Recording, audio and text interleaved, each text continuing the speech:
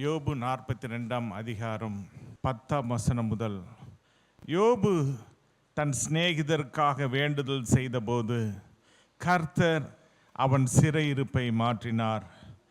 யோபுக்கு முன் இருந்த எல்லாவற்றை பார்க்கிலும் இரண்டத்தனையாய் கர்த்தர் அவனுக்கு தந்தருளினார். அப்பொழுது அவனுடைய எல்லா சகோதரரும் சகோதரிகளும் முன் அவனுக்கு அறிமுகமான அனைவரும் அவனிடத்தில் வந்து அவன் வீட்டிலே அவனோட போஜனம் பண்ணி கர்த்தர் அவன் மேல் வர பண்ணின சகல தீங்கின் நிமித்தம் அவனுக்காக அங்கலாய்த்து அவனுக்கு ஆறுதல் சொல்லி அவரவர் ஒவ்வொரு தங்க காசையும் அவரவர் ஒவ்வொரு பொன் ஆபரணத்தையும் அவனுக்கு கொடுத்தார்கள். கர்த்தர் யோபின் முன்னிலைமையை பார்க்கிலும் அவன் பின்னிலைமையை ஆசீர்வதித்தார். 14,000 ஆடுகளும் 6,000 ஒட்டகங்களும் 1000 ஏர்களும் 1000 கழுதைகளும் அவனுக்கு உண்டாயின. ஆண்டவருடைய நாமம் மகிமைப்படுவதாக. யோபு என்ற பக்தனை குறித்து நாம் எல்லாரும் அறிந்திருக்கிறோம். யோபுவை குறித்து தேவனே சாட்சி கொடுத்தார். யோபு எப்படிப்பட்டவன்? உத்தமன், சன்மார்க்கன், தேவனுக்கு பயப்படுகிறவன், பொல்லாப்புக்கு நீங்களாகி அவன் பரிசுத்தமாய் வாழக்கூடிய ஒரு பக்தன். யோபு தேவனை ஆராதனை செய்கிற ஒரு மனுஷன். ஒவ்வொரு முறையும் தன்னுடைய குமாரர்கள் ஒருவேளை பாவம் செய்திருப்பார்கள் என்று சொல்லி குமாரர்களுக்காக பலி செலுத்தி ஆண்டவரை ஆராதிக்கிற ஒரு மனுஷன். இப்படி ஆண்டவருடைய ஆராதனையிலும் அவரை தேடுவதிலும் அவர் சம்பந்தப்பட்ட அவருக்கு அடுத்த எல்லா காரியங்களிலும் யோபு உத்தமனாய், சன்மார்க்கனாய், தேவனுக்கு பயந்து பொல்லாப்புக்கு விலகுகிறவனுமாய் இருந்த ஒரு மனுஷனுக்கு வந்த சிறையிருப்பை தான் நாம் பார்த்து கொண்டிருக்கிறோம். இந்த உலகத்தில் சிறையிருப்பு என்பது எப்பேற்பட்ட மனுஷனுக்கும் வரக்கூடிய ஒன்று. சிறையிருப்பின் வாழ்க்கை. வேதத்தில் பல தாசர்கள் அவர்கள் சிறையிருப்பிலே அவர்கள் தங்கி இருக்கிறதை நாம் பார்க்க முடியும். அதில் இந்த யோபு அவரும் ஒருவர். ஒரு துன்மார்க்கன் சிறையிருப்பிலே இருப்பது அவன் செய்த பாவத்திற்கும் அவனுடைய சாபத்திற்கும் அது தக்க ஒரு தண்டனையாக நாம் எண்ணிக்கொள்ளலாம். ஆனால் ஒரு தேவ பிள்ளை, தேவனை இடைவிடாமல் ஆராதிக்கிற ஒரு மனுஷன், தேவனை தேடுகிற ஒரு மனுஷன் சிறையிருப்பின் வாழ்க்கை நாம் என்ன சொல்லுவோம்? ஒரு தேவனுடைய பிள்ளை சிறையிருப்புக்கு நேராக போகும்பொழுது ஒரு சிலர் என்ன சொல்லுவார்கள்? அவன் என்ன பாவம் செய்தானோ, என்ன அக்கிரமம் செய்தானோ, என்ன அநியாயம் செய்தானோ என்று தான் சொல்லுவோம். அதுபோல தான் யோபுடைய நண்பர்கள் 3 பேர், நீ என்ன செஞ்சியோ அதனால தான் இந்த பிரச்சனை உனக்கு வந்துச்சு, இந்த போராட்டம், இந்த வியாதியாகிய சிறையிருப்பு. அது மட்டுமல்ல, பிள்ளைகள்லாம் மரித்து போய்விட்டார்கள், அது ஒரு சிறையிருப்பு. தன்னுடைய சொத்துக்கள் எல்லாம் இழந்து போய்விட்டார், அது ஒரு வகையான சிறையிருப்பு. ஒன்றும் இல்லாத நிலைமையில் ஒரு காலத்தில் தேவனுக்கு பலி செலுத்தி கொண்டிருந்த யோபு ஒரு காலத்தில் தன்னுடைய பிள்ளைகள் வீட்டுகளுக்கு சென்று அங்கே பலி செலுத்தி விருந்து செய்து இப்படி விருந்துகளை சாப்பிட்டு மகிழ்ந்து கொண்டிருந்த யோபு தன்னுடைய வாழ்க்கையில் சிறையிருப்பை காண அது அந்த சூழ்நிலை அப்படி மாறி போய்விட்டது. இன்னைக்கு தேவனுடைய பிள்ளைகள் ஒன்றை நாம் தெரிந்து கொள்ள வேண்டும். ஒரு மனிதன் தவறு செய்தால் மட்டும்தான் அவனுடைய வாழ்க்கையில சிறை என்பது அல்ல. தவறு செய்தாலும் தவறு செய்யாவிட்டாலும் ஒவ்வொரு மனிதனுடைய வாழ்க்கையிலும் ஒரு சிறையிருப்பு கண்டிப்பாய் காணப்பட்டு கொண்டுதான் இருக்கிறது. அது நாம் தவறு செய்யாமல் நமக்கு வந்த சிறையிருப்பாய் இருந்தால் அந்த சிறையிருப்பை தேவன் மாற்றி இரட்டிப்பான ஆசீர்வாதத்தை அவர் தருவார். ஹல்லேலூயா. யோபுடைய வாழ்க்கையில யோபுடைய முன்னிலைமையை நாம் வாசித்தோம் என்று சொன்னால், யோபின் புஸ்தகம் 1ஆம் அதிகாரம் 1ஆம் வசனத்திலிருந்து, ஊத்ஸ் தேசத்திலே யோபு என்னும் பெயர் கொண்ட ஒரு மனுஷன் இருந்தான். அந்த மனுஷன் உத்தமனும் சன்மார்க்கனும் தேவனுக்கு பயந்து பொல்லாப்புக்கு விலகுகிறவனுமாய் இருந்தான். அவனுக்கு 7 குமாரரும் 3 குமாரத்திகளும் பிறந்தார்கள். அவனுக்கு 7000 ஆடுகளும் 3000 ஒட்டகங்களும் 500 ஏர் மாடுகளும் 500 கழுதைகளும் ஆகிய மிருக ஜீவன்கள் இருந்ததும் அன்றி திரளான பணிவிடைக்காரரும் இருந்தார்கள். அதனால் அந்த மனுஷன் கிழக்காத்தி புத்திரர் எல்லாரிலும் பெரியவனாயிருந்தான். இங்கே யோபுடைய முன் நிலைமையை நாம் பார்க்கும் பொழுது, முன் நிலைமை மிகவும் ஒரு ஆசீர்வாதமான ஒரு நிலைமைதான். யோபுடைய பரிசுத்த வாழ்க்கையை பார்க்கும் பொழுது, யோபு ஒரு உத்தமன், யோபு ஒரு சன்மார்க்கன், தேவனுக்கு பயந்தவன், பொல்லாப்புக்கு விளங்குகிறவன், இப்படிப்பட்ட ஒரு ஆவிக்குரிய ஒரு ஜீவியம் செய்கிற ஒரு மனுஷன். அதோடு கூட யோபுடைய சொத்துக்களை பார்க்கும் பொழுது, முதலாவது பிள்ளைகள் ஒரு சொத்தாக 7 குமாரர்களும் 3 குமாரத்திகளும் இருந்தாங்க. மிருக ஜீவன்களை பார்க்கும் பொழுது 7000 ஆடுகள், 3000 ஒட்டகங்கள், 500 ஏர் மாடுகள், 500 கழுதைகள், திரளான பணிவிடைக்காரர்கள். இப்படி யோபு ஒரு குறையும் இல்லாமல், ஒரு பக்கத்தில் ஒரு கட்டத்தில் பார்த்தோம் என்று சொன்னால், அந்த மனுஷன் கிழக்காத்தி புத்திரர் எல்லாரிலும் பெரியவனாய் காணப்பட்டார். ஹல்லேலூயா. அப்ப எல்லாரை விட ஒரு பெரிய மனுஷன், அந்த ஊர்லயே பெரிய மனுஷன் அப்படின்னு சொல்லுவாங்க இல்லையா. இந்த கிழக்காத்தி புத்திரர் அப்படின்னா ஒரு தேசம் அல்லது ஒரு பட்டணம், ஒரு பெரிய நகரம், அந்த பகுதியில் இருக்கக்கூடிய புத்திரர் எல்லாரிலும் பெரிய மனுஷன் தான் யோபு. அப்படிப்பட்ட ஒரு பெரிய மனுஷன், எல்லாரும் மதிக்கக்கூடிய ஒரு மனுஷன். ஆனால் அந்த மனுஷன் அவர் தேவனை ஆராதனை செய்வதில் முக்கியத்துவம் கொடுத்து கொண்டே இருந்தார். இன்னைக்கு நிறைய பேர் தாங்கள் ஒரு பெரிய மனுஷனாக தேவன் அவர்களை உயர்த்தி வைத்திருப்பார் என்று சொன்னால் தேவனை ஆராதனை செய்வதை விட்டு விடுவாங்க. எங்க நீங்க சபைக்கு வரலையேன்னா நேரம் இல்லை, தேவனை ஆராதிக்க நேரம் இல்லை, சபைக்கு வர நேரம் இல்லை, தேவனை தேட நேரம் இல்லை, தேவனை துதிக்க நேரம் இல்லை, உபவாச கூட்டத்திற்கு வர நேரம் இல்லை, பைபிள் ஸ்டடிக்கு வர நேரம் இல்லை. ஏன்னா அவங்க ஒரு பெரிய மனுஷராக தேவன் அவங்கள உயர்த்தினதுனால, அவங்கள ஒரு செல்வவானாக தேவன் ஆசீர்வதிச்சதுனால, அவைகளை மேய்ப்பதற்கே அவங்களுக்கு போதும் போதும்னு நேரம் போய்விடும். நிறைய பேருடைய வாழ்க்கையில் அதுதான் பிரச்சனை. தேவன் அவர்களை ஆசீர்வதிப்பார். தேவன் பிள்ளை செல்வங்களை யோபு கொடுத்தது போல 7 குமாரர் 3 குமாரத்திகள், இப்படி பிள்ளைகள், பிள்ளைகளுடைய பிள்ளைகள், இப்படி எல்லாம் கொடுப்பார். அந்த பிள்ளைகளோடவே அவங்களுடைய நேரம், அவங்கள நேரத்தை செலவு பண்ணுவாங்க. அதை கொடுத்த தேவனை மறந்துடுவாங்க. அதே போல மிருக ஜீவன்களை, மிருக ஜீவன்கள் என்று சொல்லும் பொழுது இந்த காலத்தில் வண்டி வாகனங்கள் என்று சொல்லலாம். விதவிதமான வாகனங்கள், பைக்கு, காரு, அது இதுன்னு சொல்லி உங்களுக்கு தேவன் கொடுத்திருக்கலாம். நல்ல வீடு வாசல்களை கொடுத்திருக்கலாம், வேலைக்காரர்கள் வேலைக்காரிகள் கொடுத்திருக்கலாம். இதெல்லாம் வாழ்க்கையில கொடுத்தவர் ஒருவர் இருக்கிறார். ஹல்லேலூயா. இதெல்லாம் நமக்கு கொடுத்தவர் ஒருவர், வேற ஒருவர், அவர் தான் முக்கியமானவர். ஆனா கொடுக்கப்பட்ட பொருளுக்கு நாம் முக்கியத்துவம் தருகிறோமே அன்றி கொடுத்தவரை நாம் மறந்து போய் விடுகிறோம். அநேக சின்ன பிள்ளைங்க என்ன தெரியுமா செய்வாங்க, ஒரு அன்பான ஒரு மனுஷன் ஒரு பரிசு பொருளை வாங்கி கொடுத்தா அவங்களுடைய கண்ணெல்லாம் எங்கே தான் இருக்கும், அந்த பரிசு பொருள் மேலே தான் இருக்கும். அந்த பரிசு பொருளை வாங்குவாங்க, அதை எடுப்பாங்க, அதை பார்த்து விளையாடுவாங்க, அதில் தான் அவங்க டைம் ஸ்பெண்ட் பண்ணுவாங்க. ஆனால் அந்த பரிசு பொருளை கொடுத்தவரை மறந்தே போயிடுவாங்க. ஒரு 2 நாள் கழிச்சு இந்த பரிசை உனக்கு யார் கொடுத்தாங்க தெரியுமா, தெரியலையே, அதோ அந்த அங்கிள் தான் கொடுத்தாரு, அந்த ஆண்டி தான் கொடுத்தாங்க, அப்படியா அப்படின்னு சொல்லுவாங்க. அவங்க அதுக்கு நன்றி செலுத்தணும் அல்லது அவங்களுக்கு நன்றி உள்ளவங்களா இருக்கணும், அந்த எண்ணம்லாம் இருக்காது.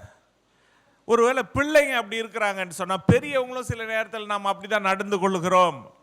நமக்கு வேண்டிய எல்லாவற்றையும் கொடுக்கிற தேவன், அவரை நாம் முக்கியத்துவப்படுத்தாமல் அவர் கொடுத்திருக்கிற ஆசீர்வாதங்களை நாம் முக்கியத்துவப்படுத்தி அந்த ஆசீர்வாதங்களில் நாம் மகிழ்ந்து கொண்டிருக்கிறோம். ஆனால் யோபு அப்படிப்பட்டவர் அல்ல. தேவன் என்னதான் ஆசீர்வாதத்தை கொடுத்திருந்தாலும் அவர் என்ன செய்வார்? 5ஆம் வசனத்தில், விருந்து செய்கிற அவர் அவருடைய நாள் முறை முடிகிற போது யோபு, ஒருவேளை என் குமாரர் பாவம் செய்து தேவனை தங்கள் இருதயத்திலே தூஷித்திருப்பார்கள் என்று சொல்லி அவர்களை அழைத்து அனுப்பி பரிசுத்தப்படுத்தி அதிகாலமே எழுந்து அவர்கள் எல்லாருடைய லக்கத்தின்படியேயும் சர்வாங்க தகன பலிகளை செலுத்துவான். இந்த பிரகாரமாக யோபு அந்நாட்களெல்லாம் செய்து வருவான். யோபு சர்வாங்க தகன பலிகளை செலுத்தி கொண்டு வந்தார். ஏன் இதெல்லாம் நாம பார்த்து கொண்டிருக்கிறோம்? யோபுடைய முந்தின ஆசீர்வாதங்களை ஏன் பார்த்து கொண்டிருக்கிறோம்? யோபுடைய பிந்தின ஆசீர்வாதம் என்ன என்பதை நாம் பார்க்க போகிறோம். அதற்காக தான் இதை நான் சொல்லி கொண்டிருக்கிறேன். யோபு எப்படிப்பட்டவராய் இருந்தார் என்பதை நான் சொல்லி கொண்டிருக்கிறேன். உத்தமன், சன்மார்க்கர், தேவனுக்கு பயந்து பொல்லாப்புக்கு விலகுகிறவர். இது அவருடைய முந்தின நிலைமை. பிள்ளைகள் நிறைந்தவர், குமாரர் குமாரத்திகள் ஆசீர்வாதம் அவருக்கு உண்டு. அதே போல மிருக ஜீவன்களின் ஆசீர்வாதங்கள் உண்டு. வேலைக்காரர் வேலைக்காரிகள் திரளாய் அவருக்கு உண்டு.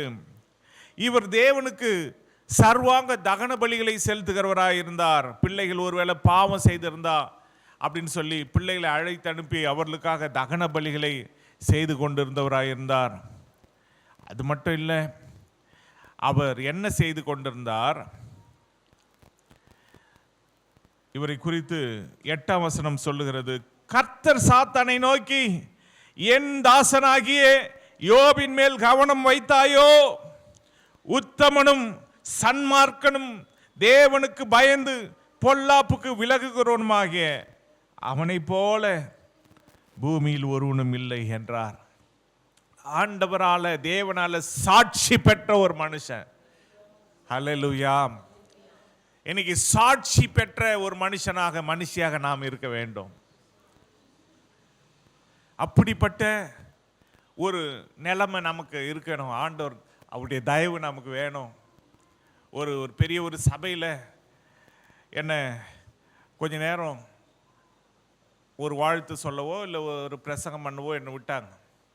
அப்படி விடும் பொழுது அந்த போதகர் என்னை குறித்து அறிமுகப்படுத்தினார். என்ன அறிமுகப்படுத்தினார்னா, இந்த நபர் ஒரு நல்ல நபர் என்பதை நான் பார்த்திருக்கிறேன். இவர் என்னை காட்டிலும் நல்ல நபர், அவரே பெரிய நல்ல நபர்.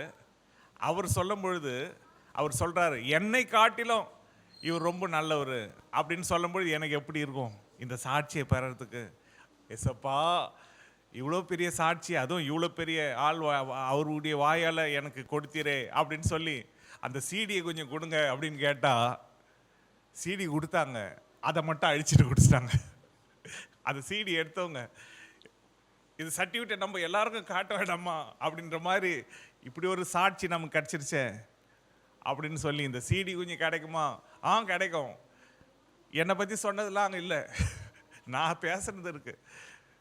ஆனால் இந்த உலகத்தில் சாட்சிகள் மறந்து போகலாம். ஆனால் நம்முடைய சர்டிஃபிகேட் ஆண்டவர் கையில் தான் இருக்கு. ஹல்லேலூயா.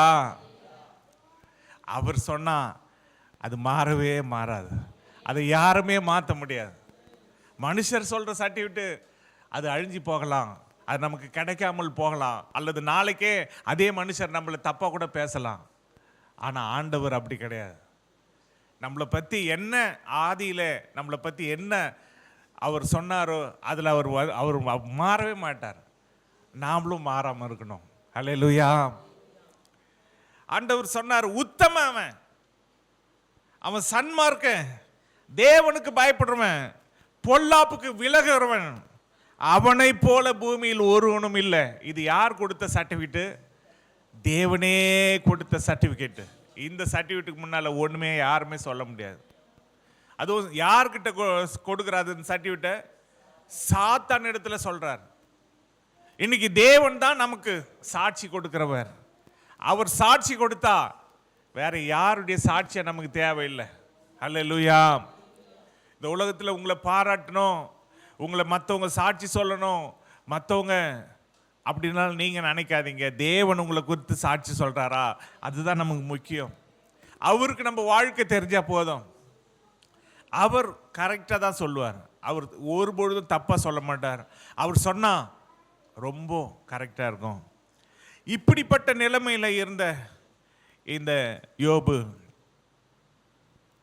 ஆனால் சாத்தா என்ன தெரியுமா நினச்சிட்டான்? யோபு குறித்து விருதாவாகவா?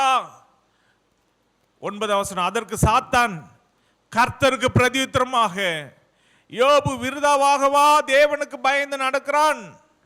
நீர் அவனையும் அவன் வீட்டையும் அவனுக்கு உண்டான எல்லாவற்றையும் சுற்றி வேலி அடைக்கவில்லையோ? அவன் கைகளின் கிரியையை ஆசீர்வதித்தீர், அவனுடைய சம்பத்து தேசத்தில் பெருகிற்று. ஆனாலும் உம்முடைய கையை நீட்டி அவனுக்கு உண்டானவைகளை எல்லாம் தொடுவீரானால் அப்பொழுது அவன் உமது முகத்துக்கு எதிரே உம்மை தூஷிக்கான பாரும் என்றான். பாருங்க, இன்னைக்கு சாத்தான் தான் தேவனுடைய பிள்ளைகளுடைய ஆசீர்வாதங்களை கேட்டுக்கிறவன். நம்முடைய அப்பா, நம்முடைய தேவன் நம்மளை ஆசீர்வதிச்சா கூட சாத்தான் அந்த ஆசீர்வாதத்தை கெடுக்க பார்க்கறான். இன்னைக்கு தேவனுடைய பிள்ளைகள் நாம் எச்சரிக்கையாக இருக்க வேண்டும். நம்முடைய வாழ்க்கையில தேவன் நமக்கு கொடுத்த ஆசீர்வாதங்கள், அது பிள்ளைகளாக இருக்கலாம், அது மிருக ஜீவன்களாக இருக்கலாம், வேலைக்காரர் வேலைக்காரிகளாக இருக்கலாம்.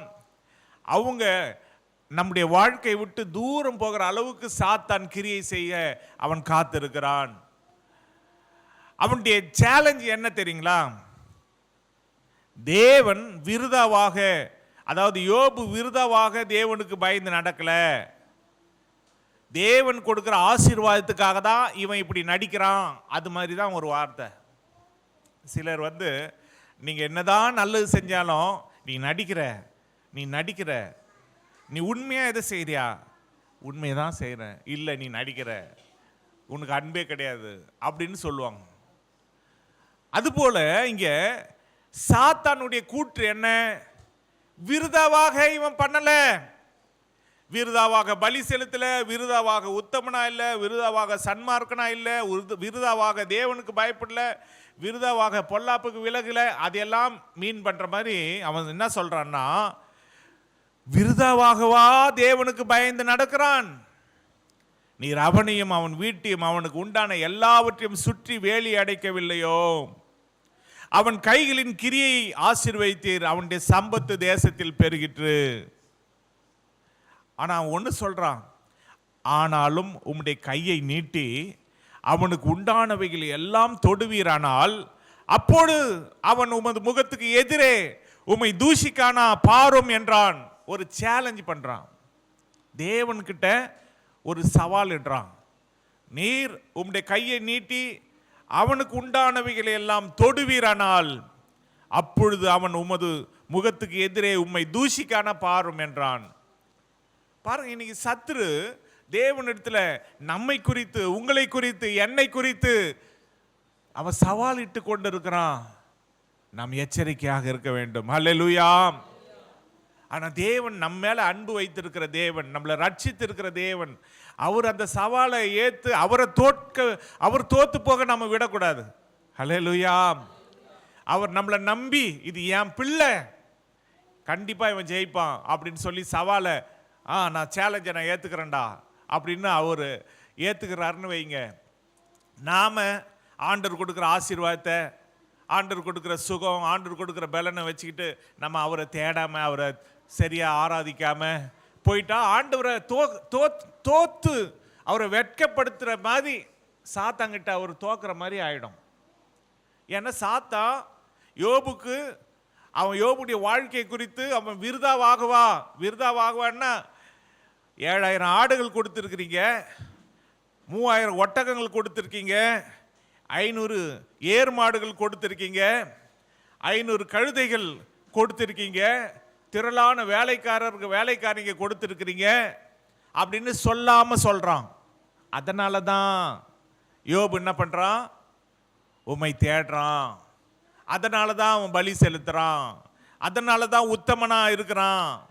ஒரு கட்டத்தில் சாத்தான் என்ன சொல்ல வரான்னா, அவன் நடிக்கிறான். அவனுடைய உத்தமத்தை, அவனுடைய உண்மை தன்மையை, தேவனை தேடுகிற அந்த விதத்தை சத்துரு சந்தேகிக்கிறான். இன்னைக்கு தேவனுடைய பிள்ளைகளாகி நம்முடைய வாழ்க்கையிலே சத்துரு நம்முடைய உண்மை தன்மையை சந்தேக பார்வையோடு தான் பார்த்து கொண்டிருப்பான். நம்ம உண்மையிலே தேவனுடைய பிள்ளைகள் தானா? உண்மையாகவே தேவனை ஆராதிக்கிறவங்களா? அல்லது சோதனை வந்தா நாம அப்படியே எகிரி அப்படியே போயிடுவோமா? தேவனை விட்டுட்டு போயிடுவோமா? பின்வாங்கி போயிடுவோமா அப்படின்னு ஒரு சந்தேகம். ஏன்னா அவனுடைய ராஜ்யத்தில், சாத்தானின் ராஜ்யத்தில், இருளின் ராஜ்யத்தில், பாதாளத்தில் அவன் ஆள் சேர்க்கிறான். அப்படி அவன் ஆள் சேர்க்கும் பொழுது அவன் வந்து தேவனுடைய பிள்ளைகளை டெஸ்ட் பண்ண விரும்புகிறான். ஏன்னா இது தேருமா, நம்ம கட்சிக்கு இது தேருமா வந்து டெஸ்ட் பண்ணி பார்ப்பான். அப்படி டெஸ்ட் பண்ணும் பொழுது நாம் நிரூபித்து காட்டிட்டோன்னா அதோடு நம்ம பக்கம் வரவே மாட்டான், வேற யாரையாவது பார்த்துன்னு போயிடுவான். அல்லேலூயா. சோதனைகள் தேவனுடைய பிள்ளைகளுடைய வாழ்க்கையில் வரும், பிரச்சனைகள் வரும். யோபுடைய வாழ்க்கையில் வந்த பிரச்சனையை விடவா நம்முடைய வாழ்க்கையில் பிரச்சனை வரப்போகுது? யோபுடைய வாழ்க்கையிலே மிருக ஜீவன்கள் எல்லாம் போய்விட்டது. யோபுடைய வாழ்க்கையிலே பிள்ளைகள் எல்லாம் செத்து போயிட்டாங்க, எல்லாத்தையும் இழந்து போயிட்டார். வேலைக்காரங்க எல்லாம் போயிட்டாங்க. பணம் இல்லைன்னா யாரும் இருக்க மாட்டாங்க, எல்லாம் போயிட்டாங்க. அதன் பிறகு அதோட சாத்தான் விட்டானா? இந்த காலத்தில் கேன்சர் வியாதி இருக்கு இல்லையா, அது அந்த காலத்திலேயே யோபுக்கு வந்துச்சு. உடம்பெல்லாம் கேன்சர். இந்த காலத்திலேயே கேன்சருக்கு மருந்து கிடையாது. அந்த வியாதினால ஜனங்க பாதிக்கப்படுறாங்க. எப்படியோ டாக்டர்கள் வேற ஏதேதோ கொடுத்து போராடி கொண்டிருக்கிறாங்க அந்த வியாதியை சுகப்படுத்த. ஆனால் அந்த காலத்திலேயே யோபுக்கு அப்படிப்பட்ட ஒரு வியாதி தான் வந்தது. ஆனாலும் தன் உத்தமத்திலே யோபு நிலைத்திருந்தார். ஹல்லேலூயா. அவர் தன் உதடுகளினால் கூட பாவம் செய்யவில்லை. அவர் என்ன சொன்னார்? கர்த்தர் கொடுத்தார், கர்த்தர் எடுத்தார், கர்த்தருக்கு ஸ்தோத்திரம். அந்த உத்தமத்துக்கு தான் சோதனை. இதனால தான் அவருக்கு சிறை. அந்த சிறை, அவர் எல்லாத்தையும் இழந்து போனதே அவருக்கு சிறை. அவருடைய சரீரத்தில் வியாதி, வீடு இடிந்து போய்விட்டது, எல்லாத்தையும் இழந்து போய்விட்டார். இப்போ ஒரு கட்டத்தில் பார்த்தா அவர் எங்கே இருக்கிறாரு? தெருவில் நிற்கிற கதை தான். அவருடைய வாழ்க்கையில் எல்லாம் இழந்து போயிட்டார். கடைசியில் அவர்கிட்ட கூட இருக்கிற அவங்களுடைய மனைவி வந்து சொல்கிறாங்க, உங்கள் எல்லாருக்கும் தெரியும், அவங்க என்ன சொன்னாங்க? எவ்வளோ நாள் தாயா நீ வந்து உங்கள் உத்தமத்தில் இருப்ப? நீ என்ன செய்ய? தேவனை தூஷிச்சு ஜீவனை விடும். அப்போ அவர் என்ன சொன்னார்? அதற்கு அவன் நீர் பைத்தியக்காரி பேசுகிறது போல பேசுகிறாய். தேவன் கையில் நன்மை பெற்ற நாம் தீமையை பெற வேண்டாமோ? ஹல்லேலூயா. இவை எல்லாவற்றிலும் யோபு தன் உதடுகளினால் பாவம் செய்யவில்லை. ஹல்லேலூயா. அந்த உத்தமத்தில் இருந்தார் பாருங்க. அதனால தான் அவருடைய சிறை இருப்பை தேவன் மாற்றினார். ஹல்லேலூயா. சத்துரு வெட்கப்பட்டு போனான். இன்னைக்கு தேவனுடைய பிள்ளைகளுடைய வாழ்க்கையில சத்துரு வெட்கப்பட்டு போவானாக. நம்முடைய தேவன் ஜெயிப்பாராக, நம்முடைய கர்த்தர் ஜெயிப்பாராக. நம்மை குறித்த சேலஞ்சில் சாத்தான் நம்மை குறித்து தேவனத்தில் சவால் எடுக்கிற சவாலிலே சத்துரு தோற்று போவானாக, தேவன் ஜெயிப்பாராக. அதற்கு நாம் தேவன் பக்கம் நிற்க வேண்டும். சில வாலிப தம்பிமார்கிட்ட சத்துரு தேவன்கிட்ட சவால் இருப்பான். இந்த பையனையா நம்புறீங்க, இந்த பையன் பாரு ஒரு பொண்ணை பார்த்த உடனே பின்னால் ஓடுவான் பாருன்னு கூட சொல்லியிருப்பான். அந்த வாலிபன் ஆரம்பத்தில் ஜெபம் பண்ணுறவனா இருப்பான், வேதத்தை வாசிக்கிறவனா இருப்பான்.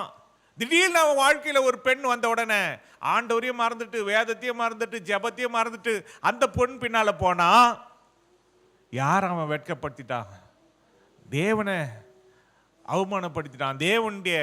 தேவன் அவனை மலை போல நம்பி இருப்பாரு. இவன் உத்தமனா இருப்பான், இவன் பரிசுத்தவானா இருப்பான், இவன் உண்மையிலே நிலைத்திருப்பான்னெல்லாம் அவர் நம்பி இருப்பார். ஆனா சாத்தான் கொடுத்த சோதனையில் அவன் தோத்து போயிட்டான்னா சாத்தானுக்கு தான் வெற்றியா போயிடும். தேவன் அவர் தலகுனியை வைக்காதீங்க. வாலிப சகோதரனே, வாலிப சகோதரியே, ஒரு பையனை பார்த்துட்டு நீங்க அந்த பையன் பின்னால போயிட்டீங்கன்னு சொன்னா தேவன் அவரை நம்ம வெட்கப்படுத்துவதற்கு சமமா இருக்கிறது. நம்முடைய வாழ்க்கை குறித்து தண்டனை ஒரு பக்கம் இருக்கு. நாம தேவனை வெட்கப்படுத்துற அது ரெண்டாவது விஷயம்தான். ஆனா நாம் தவறான வழியில போகும்போது சாத்தான் என்ன செய்யறான்? மகிழ்ச்சி அடைகிறான்.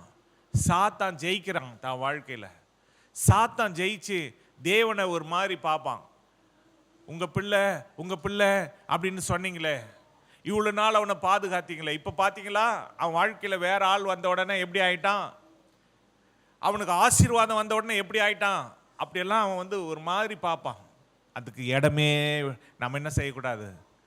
கொடுக்க கூடாது. அல்லேலூயா. என்னதான் நம்ம வாழ்க்கையில் ஆசீர்வாதங்கள் வந்தாலும் தேவனை நம்ம விட்டுறக்கூடாது. என்னதான் நம்முடைய வாழ்க்கையில துன்பங்கள் வந்தாலும் தேவனை நம்ம விட்டுறக்கூடாது. நம்முடைய வாழ்க்கையில சிறையிருப்பே வந்தாலும். அதனாலதான் யோபுடைய வாழ்க்கையில மீண்டும் அவர் ஆசீர்வாதங்களை கொடுக்கிறார். முன்னால 7000, இப்ப எத்தனை ஆயிரம்? 14,000 ரெட்டிப்பான ஆசீர்வாதம். முன்னால 7000 ஆடுகள் இருந்துச்சு, இப்ப எத்தனை 1000 ஆடுகள்? 14,000 டபுள் ஆச்சா? முன்னால 3000 ஒட்டகங்கள், இப்போ 6000 ஒட்டகங்கள். முன்னால 500 ஏர் மாடுகள், இப்போ 1000 ஏர்களும். ஹல்லேலூயா. முன்னால 500 கழுதைகள், இப்போ 1000 கழுதைகளும். ஹல்லேலூயா. அந்த சிறையிருப்பை தேவன் மாற்றினார். அதே போல முன்னால எப்படி 7 குமாரர் 3 குமார்த்திகள் இருந்தார்களோ, அதே போல 7 குமாரரும் 3 குமார்த்திகளும் அவனுக்கு திரும்ப ஆண்டவர் கொடுத்தார். ஹல்லேலூயா. இப்படி தேவன் யோபுடைய அந்த முன் நிலைமையை விட பின் நிலைமையை ஆசீர்வதித்தாரே, அதற்கு காரணம் என்ன? அவர் தன் உத்தமத்தில் நிலைத்திருந்தது தான் காரணம். தேவனை தேடுவதிலே நிலைத்திருந்தது தான் காரணம். அவர் எல்லாம் இருந்த பொழுதும் தேவனுக்கு பலி செலுத்தி கொண்டிருந்தார், தேவனை தேடி கொண்டிருந்தார், உத்தமமாய் வாழ்ந்தார். ஒண்ணுமே இல்லை. இப்ப பலி செலுத்துறதுக்கு கூட மிருகம் கிடையாது அவர்கிட்ட. இப்ப ஏதாவது இருக்கா? மிருக ஜீவன் இருக்கா? வீடு வாசல் இருக்கா? எல்லாத்தையும் இழந்து போயிருப்பார். இப்போ தேவன் இந்த நண்பர்கள் கிட்ட பேசுறார். 7ஆம் வசனம், யோபு 42 7ஆம் வசனம். கர்த்தர் இந்த வார்த்தைகளை யோபோடு பேசின பின் கர்த்தர் தேமானியனான எலிபாசை நோக்கி, உன்மேலும் உன் 2 சிநேகிதர் மேலும் எனக்கு கோபம் மூளுகிறது.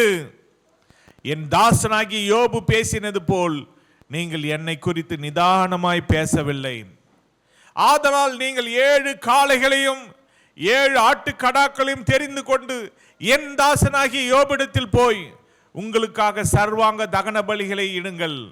என் தாசனாகி யோபும் உங்களுக்காக வேண்டுதல் செய்வான். நான் அவன் முகத்தை பார்த்து உங்களை உங்கள் புத்தியினத்துக்கு தக்கதாக நடத்தாதிருப்பேன். என் தாசனாகி யோபு பேசினது போல் நீங்கள் என்னை குறித்து நிதானமாய் பேசவில்லை என்றார். ஹல்லேலூயா. யோபு தன்னுடைய வாழ்க்கையில நிதானமா பேசுறார். ஒரு மனுஷன் எல்லாவற்றையும் இழந்து போயிட்டா அவங்க எப்படி ஆயிடுவாங்க? மொத்தத்தில் நீங்களே சொல்லுங்க, பைத்தியக்காரா மாறிடுவாங்க. சொத்துக்களை இழந்து, பிள்ளைகளை இழந்து, எல்லாவற்றையும் சுகத்தை இழந்து ஒரு எப்படி ஆயிடுவாங்கன்னா பைத்தியக்காரவே ஆயிடுவாங்க. ஆனா யோபு அப்படி மாறவே இல்லை. ஏன்னா அவர் ஆராதிக்கிற தேவன் எப்பவும் ஒரே தேவன் தான். தனக்கு ஆசீர்வாதம் இருந்தாலும் தேவன் தான் அவருடைய தேவன். தனக்கு ஆசீர்வாதங்கள் இல்லைன்னாலும் அவர் தான், கர்த்தர் தான் அவருடைய தேவன். தேவன் தான் தேவன், வேற யாருமே அவருக்கு தேவன் இல்லை. அவர் இருந்தாலும் அவர் துதிப்பார், தேவனை ஆராதனை செய்வார். இல்லைன்னாலும் தேவனை ஆராதனை செய்வார். அதனால இவர் நிதானமாக பேசுறாரு. அந்த நிதானம், எல்லாவற்றையும் இழந்த ஒரு மனுஷன் எப்படி நிதானமாக பேசுவான்? பொங்குவான். ஒரு பக்கம் தேவன் மேலே குறை சொல்லுவான். நான் தேவனை நம்பினேன், நான் எவ்வளோ உத்தமமாக இருந்தேன், தேவன் என் ஆசீர்வாதத்தெல்லாம் எடுத்துட்டாரு, அப்படி இப்படின்னு குறை பேசுவான். ஆனால் இவன் அப்படி பேசவே இல்லை. இவர் என்ன செஞ்சார்? நிதானமாக பேசினார். உதடுகளினாலே பாவம் செய்யவில்லை. இதுதான் ஆண்டவருக்கு ரொம்ப பிரியமாயிருச்சு. அப்போ தேவனே சொல்றாரு, அந்த நண்பர்கள்கிட்ட சொல்றாரு, நீங்க நிதானமா பேசல, ஆனா என் தாசன் யோபு நிதானமா பேசினாரு. உங்க மேல எனக்கு கோபம் இருக்கு, நீங்க என்ன செய்யுங்க, 7 காளைகளையும் 7 ஆட்டுக்கடாக்களையும் தெரிந்து கொண்டு என் தாசனாகிய யோபிடத்துல கொண்டு போங்க. அவர் உங்களுக்காக சர்வாங்க தகன பலியை இடும் பொழுது நான் யோபுடைய முகத்தை பார்த்து நான் என்ன செய்வேன், உங்களை உங்கள் புத்தியினத்துக்கு தக்கதாக நடத்தாது இருப்பேன். அதே போல அவங்க கொண்டு செல்றாங்க. இப்போ திரும்பவும் ஒன்றும் இல்லாத நேரத்தில் திரும்ப இவர் பலி செலுத்துறாரு. அல்லேலூயா. எல்லாம் இருந்தபோது பலி செலுத்தி கொண்டிருந்தார். இப்போ ஒன்றும் இல்லாத நேரத்தில் நண்பர்கள் கொண்டு வராங்க, அந்த பலியை தேவனுக்கு செலுத்துறாரு. தேவன் யோபுடைய முகத்தை பார்க்கிறாரு. அல்லேலூயா.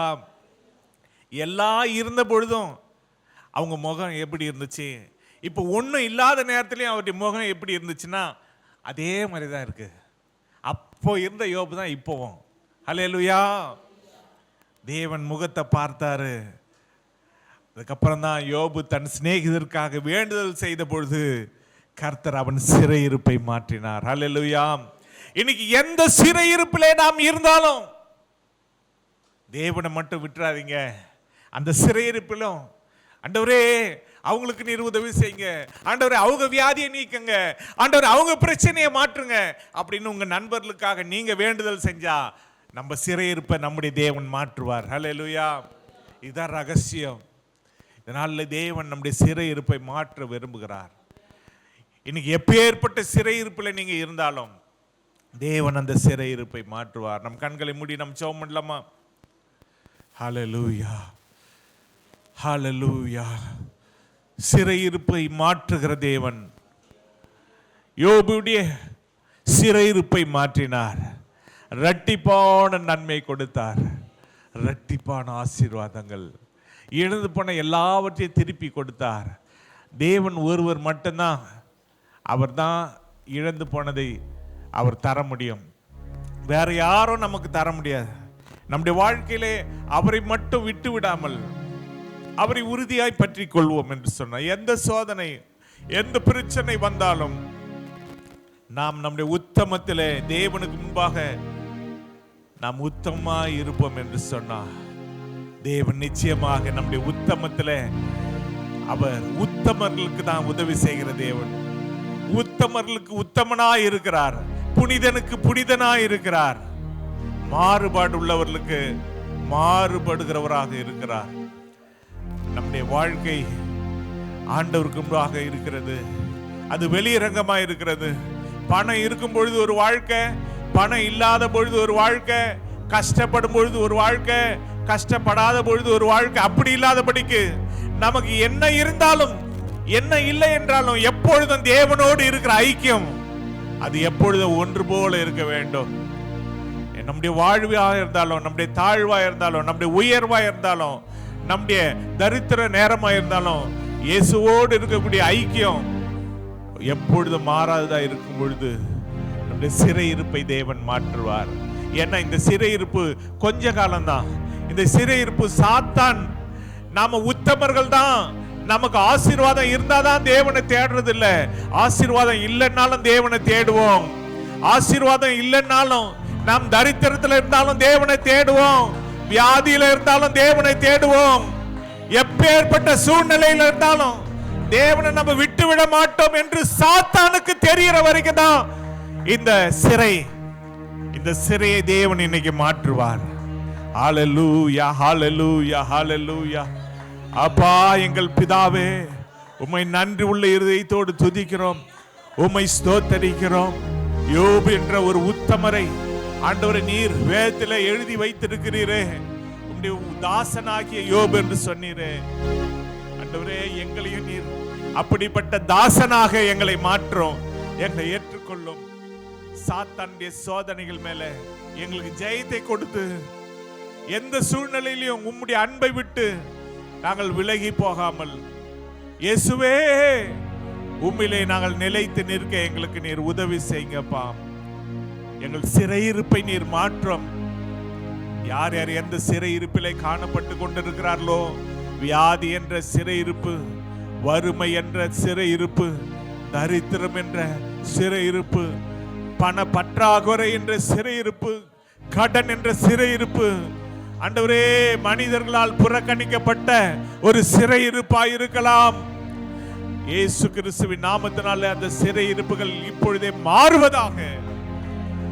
ஒவ்வொரு தேவ பிள்ளைகளை நீர் விடுதலையாக்கும் அப்பா. குமாரன் விடுதலை ஆக்கினால் மெய்யாக விடுதலை ஆவீர்கள் என்று சொன்னீரே. நீரே இயேசுவை எங்களை விடுதலையாக்கும். நாங்கள் எப்பொழுதும் உம்மோடு நிலைத்து நிற்க எங்களுக்கு உதவி செய்யும். இதை பார்க்கிறேன், இதை கேட்டுக்கொண்டிருக்கிற இங்க வந்திருக்கிற ஒவ்வொரு தேவ பிள்ளை நீர் ஆசீர்வதியும்.